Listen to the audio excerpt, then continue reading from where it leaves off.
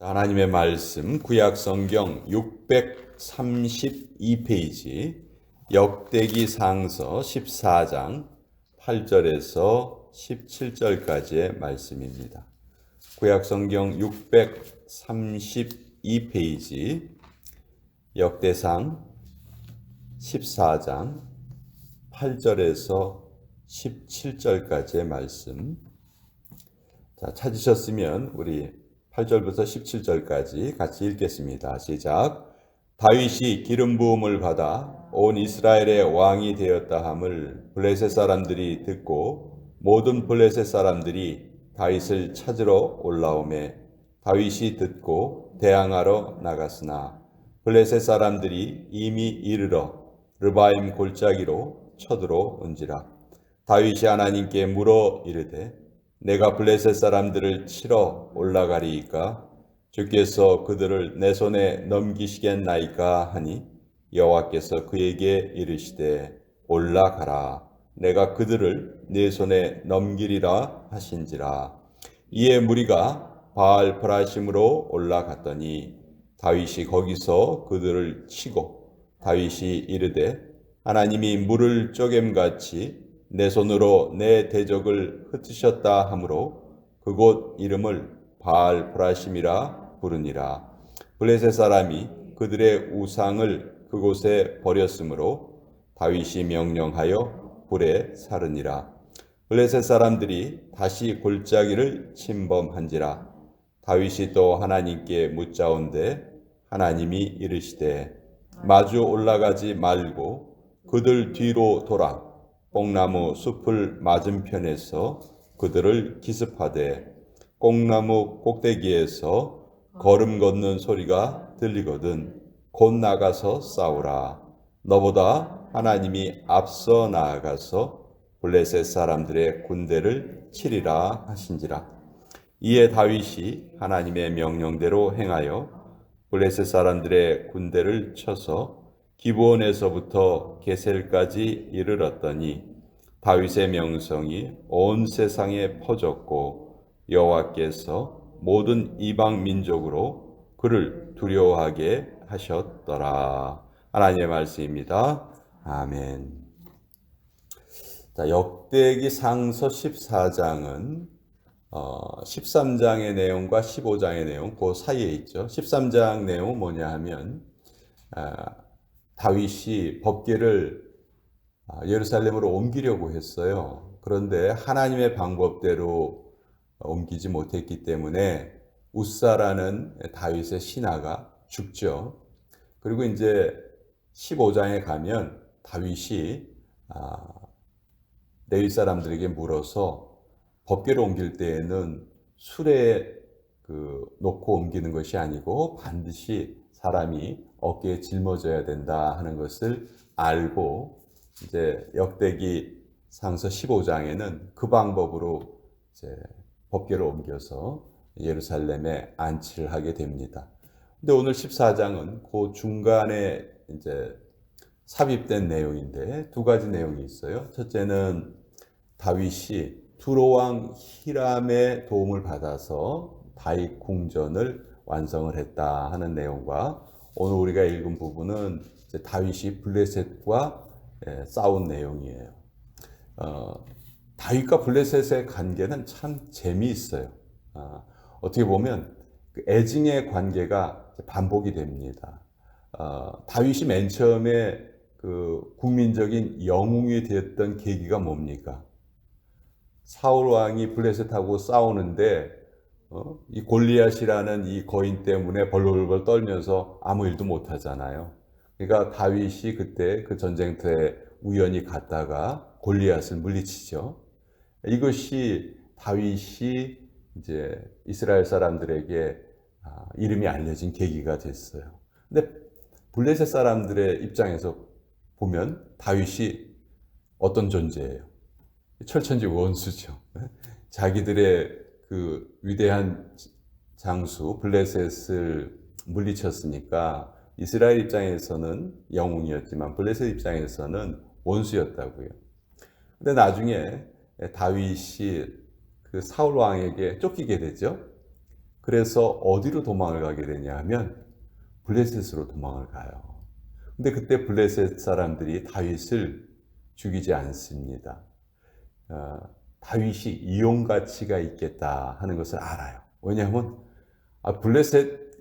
그 골리앗을 그렇게 쉽게 물리친 다윗을 얼마든지 블레셋이 다시 다른 나라 사람들하고 전쟁할 때 써먹을 수 있겠다 이렇게 생각을 한 거죠. 다윗은 어쩔 수 없이 블레셋에 가서 거기에서 16개월 정도를 살게 됩니다. 이때가 어떻게 보면 다윗의 흑역사예요. 이때 다윗은 쉽게 말해서 블레셋 왕의 신하였어요. 너 저기 가서 싸우고 와. 그럼 거기 가서 싸워야 되는 거예요. 왜냐하면 이스라엘 땅으로 돌아가면 사울 왕이 자기를 죽일 것 같아서 어쩔 수 없이 블레셋으로 피해 있었어요. 맨 마지막에 아주 다윗의 입장에서는 곤란한 일이 한번 생겼어요. 블레셋이 다윗을 데리고 있을 때 이스라엘하고 전쟁이 벌어집니다. 이때 아기스 왕이 다윗에게 야, 너 이스라엘하고 가서 싸워. 이렇게 된 거예요. 여기에서 만약 다윗이 자기 동족 이스라엘과 싸웠다면 나중에 다윗이 왕이 못 됐을 거예요. 이스라엘 사람들이 다 배반자라고 생각을 했겠죠. 근데 그때 하나님께서 도우셔서 블레셋 장군들이 다윗이 전쟁에 참여하는 것을 막습니다. 이거 다윗은 이스라엘 사람인데 우리를 돕는 척 하면서 사실은 이스라엘 사람들을 도울 것 아니냐. 그러니 이 전쟁에는 참여하지 못한다.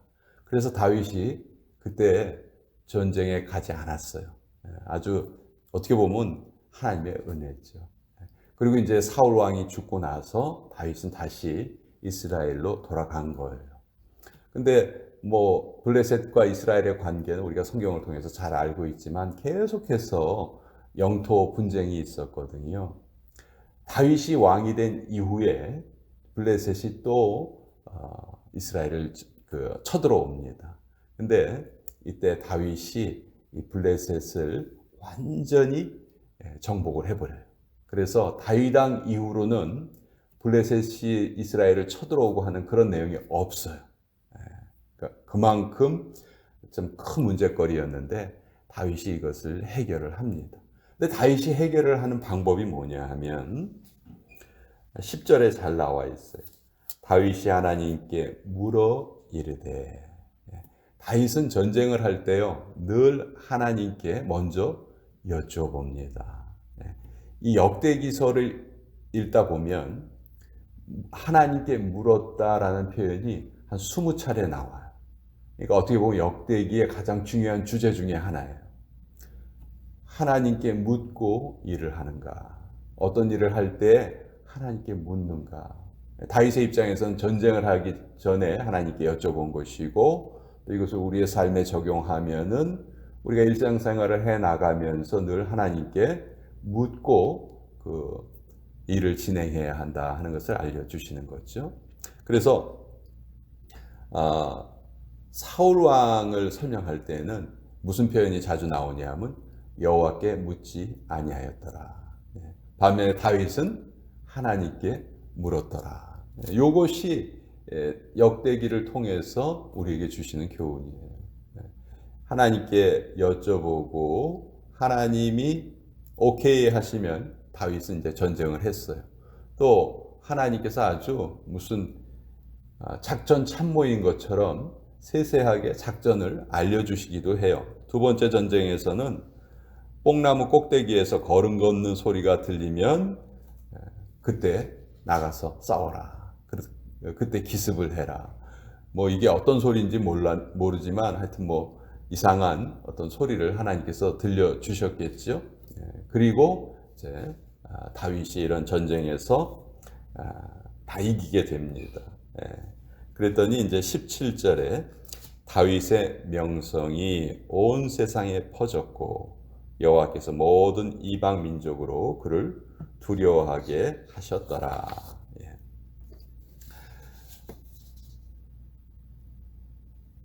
우리 삶에 찾아오는 위기, 이것은 때로 우리의 삶을 비범하게 만든다. 고난은 종종 평범한 사람을 비범하게 만든다. 이게 C.S. 루이스라는 사람이 남긴 말인데, 저는 정말 성경을 통해서 우리가 얻는 진리라고 생각해요. 우리의 삶에 고난이 찾아올 때 다윗 역시 지금 삶에 큰 고난이 찾아온 순간이죠. 하나님의 법궤를 옮기려 했지만 그 법궤를 옮기지 못했어요. 오히려 자기 신하가 죽습니다. 이런 위기에 때 다윗은 하나님 앞에 계속해서 여쭤보고 더 하나님 앞에 바른 모습을 보이려고 애를 씁니다. 그리고 12절에 보면요, 블레셋 사람이 그들의 우상을 그곳에 버렸다. 이스라엘하고 싸움을 하다가 지게 되니까 이제 우상을 버리고 도망을 간 거예요. 그러니까 전쟁을 할 때 우상을 들고 나왔던 거죠. 그렇죠? 이와 비슷한 예가 한 번 있었어요. 그 엘리 사사 시대에 블레셋하고 또 전쟁이 있었죠. 그때 엘리의 아들들이 어떤 생각을 하냐면 여호와의 법궤를 가지고 나가서 싸우면 우리가 이길 것 같다. 그랬는데 막상 싸움을 했을 때 전쟁에 지고 법궤도 빼앗겨 버렸죠. 블레셋 사람들은 그 하나님의 법궤를 어떻게 합니까? 그것을 가지고 자기들이 섬기는 다곤 신의 신전에 갖다 놓죠. 근데 여기서 다윗은 블레셋 사람들의 우상을 불태워 버려요. 어떤 차이가 있나요? 이것이 다윗과 블레셋의 차이죠.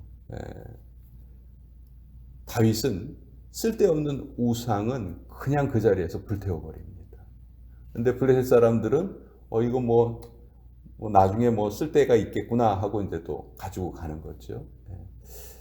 이것을 영적으로 우리 삶에 적용을 해보면 우리 신앙생활에 도움이 되지 않는 것들은 우리가 가지고 있을 필요가 없는 거예요. 이것은 우리의 삶에 불필요한 것들입니다. 우리는 계속해서 미니멀 라이프를 추구해야 돼요. 최소한의 것으로 우리의 삶을 살아갈 수 있는 훈련을 해야 돼요. 어차피 우리 하나님께 돌아갈 때 여러분 뭐 가져가실 거예요? 아무것도 가져갈 거 없어요. 아무것도 가져가지 못합니다. 그러려면 점점 우리가 나이가 들수록 미니멀 라이프를 훈련을 해야 되겠다. 불필요한 물건 때문에 오히려 우리가 불편함을 겪는 경우가 더 많다는 것이죠. 그래서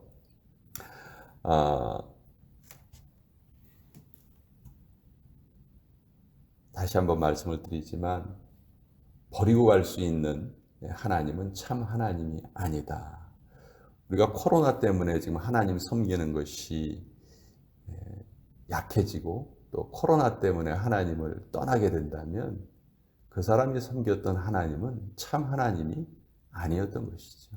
우리는 어떤 상황에도 하나님을 섬겨야 하고 또 하나님을 섬기는 것에 방해가 되는 것이라면 어떤 것이라도 그것을 불태워버릴 수 있는 그런 결단이 있어야 되겠다. 다윗은 그런 모습을 우리에게 오늘 교훈으로 보여줍니다. 자, 오늘 이 말씀 같이 한번 여러분과 나누어 보았습니다.